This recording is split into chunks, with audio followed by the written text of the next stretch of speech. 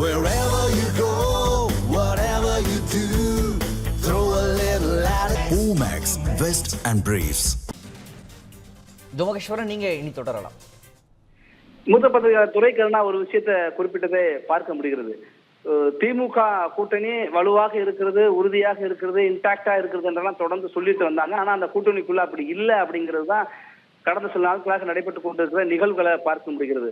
ஒரு பக்கம் காங்கிரஸ் முரண்டு பிடிக்கிறது, அதே போல காங்கிரஸை காட்டி விசிகாவும் நாங்களும் ஆட்சி அதிகாரத்துல பங்கு தான் கேட்கிறோம், ஆனா இப்ப சூழல் இல்லை, ஆட்சி அதிகாரத்துக்கான தேவை அளவில் எல்லாம் சொன்னாலும் கூட ஆட்சி அதிகாரத்தில் பங்கு என்பது எங்கள் கொள்கை என்பதை விசிகா சுட்டி காட்டுது.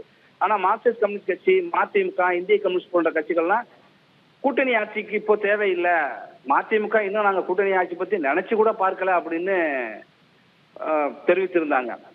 அந்த கூட்டணி கட்சிக்குள்ளேயே இரு மாறுபட்ட கருத்துக்கள் இருந்ததை பார்க்க முடியுது. ஆனா ஒரு விஷயம், அந்த கூட்டணி கட்சியை பொறுத்த வரைக்கும் திமுகவில் இருக்கிற கூட்டணி கட்சிகள் எல்லாமே இயல்பாவே ஒரு கட்சி 2 இடத்துல போட்டிட்டா 4 இடத்துல அடுத்து போட்டியிட விரும்புறதுதான் இயல்பு. அந்த வகையில கடந்த 2021 சட்டப்பேரவை தேர்தலை விட 2026 கூடுதல் இடங்கள்ல போட்டியிட வேண்டும் என்று அந்த கூட்டணியில் இருக்கிற கட்சிகள் விரும்புவது இயல்பானது. அதற்கான நெருக்கடியும் கொடுக்குறாங்க. அதுல காங்கிரஸை பார்த்தீங்கன்னா கூடுதல் இடங்கள்ல போட்டி, ஆட்சி அதிகாரத்துல பங்கு என்பது எங்க தொண்டர்களுடைய விருப்பம், நாங்க கொடுக்கிற வாக்குறுதியை நிறைவேற்ற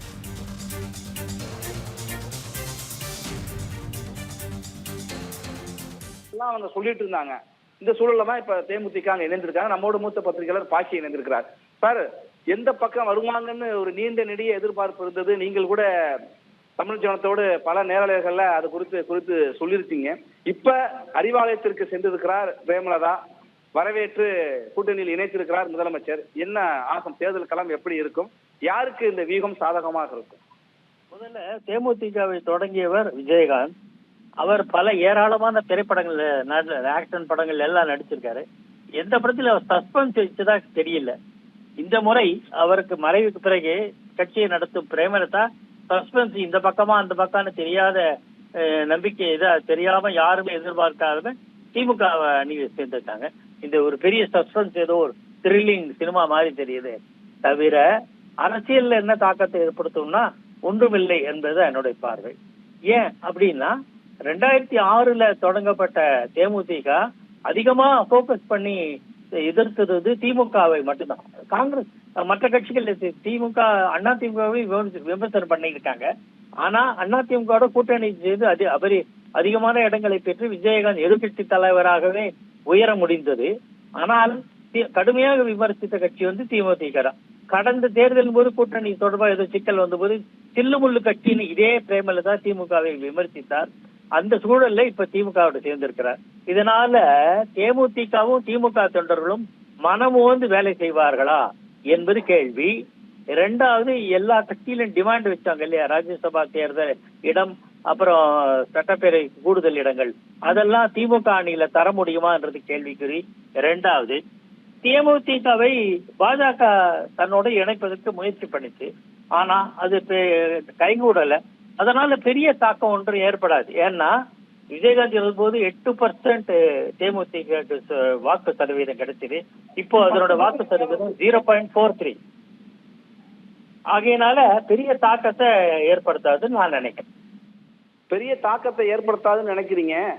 ஆனா 2011, 2016 என்று 2 முறை தேமுதிகவினால் வெற்றி வாய்ப்பை, ஆட்சி அமைக்கின்ற வாய்ப்பை திமுக இழந்தது.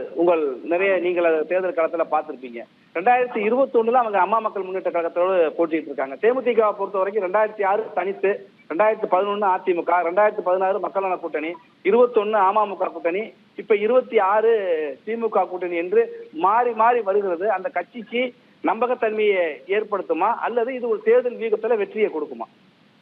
கூட்டணி அடிக்கடி மாறினாலே ஒரு கட்சியினோட நம்பகத்தன்மை குறைந்துவிடும். நம்பர் 1. நீங்க சொன்னீங்கல்ல, தேர்தலில் பெரிய தாக்கத்தை ஏற்படுத்தியது 2006, 2011 ஆகிய ஆண்டுகள்ல நடந்த சட்டப்பேரவை தேர்தல். அப்போதான் விஜயகாந்த் இருந்தார் என்பதை மனசில் வச்சுக்கிறோம். விஜயகாந்த் ஒரு வைப்ரண்ட் லீடர், அவரை மக்கள் ஏற்றுக்கிட்டாங்க. அந்த சூழல்ல தான் இந்த மாற்றங்கள் நடந்தது, தாக்கம் ஏற்படுத்துவது.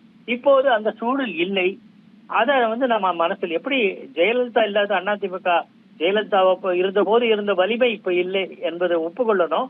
அதே மாதிரிதான் தேமுதிகவில் விஜயகாந்த் இல்லாத சூழல் என்பதையும் மனசில் கருத்தில் கொள்ளணும். நன்றி சார். விஜயகாந்த் இல்லாமல் சந்திக்கிற முதல் சட்டப்பேரவை தேர்தலாக இது இருக்கின்ற பொழுது விஜயகாந்துடைய அந்த கரிஷ்மா, விஜயகாந்துடைய லெகசி எந்த அளவிற்கு தேமுதிகவுக்கு அல்லது திமுகவுக்கு வாக்காக மாறப்போகிறது, மடைமாற்ற போகிறது என்கிற கேள்வியை முன் வச்சிருக்கீங்க. சரியான ஒரு புள்ளியில உங்களுடைய கருத்தானது அமைந்திருக்கிறத பார்க்க முடிகிறது. நன்றி பாக்கி சார். இப்ப தேமுதிகவை பொறுத்த வரைக்கும் நான் குறிப்பிட்டதை போலதான் ஒவ்வொரு தேர்தலுக்கும் ஒரு அணிமாறி இருக்கிறது. ஒவ்வொரு தேர்தலுக்கும் அணிமாறிய கட்சிகள் தேமுதிக மட்டுமானா இல்ல, பல கட்சிகள் இன்றைக்கு அதிமுக திமுக கூட்டணி இருக்கிற கட்சிகள் 2 கட்சிகளோடு மாறி மாறி கூட்டணி அமைத்த கட்சிகள் தான். ஆனால் நீண்ட காலமாக என்று பார்க்கின்ற பொழுது எந்த கட்சி இப்ப பாஜக அதிமுக கூட்டணி தொடர்ந்து கொண்டிருக்கிறது. இடையில 24 தேர்தல் மட்டும்தான் விலகி இருந்தாங்க. ஆனா மீண்டும் இந்த கூட்டணியானது சேர்ந்திருக்கிற சூழல்ல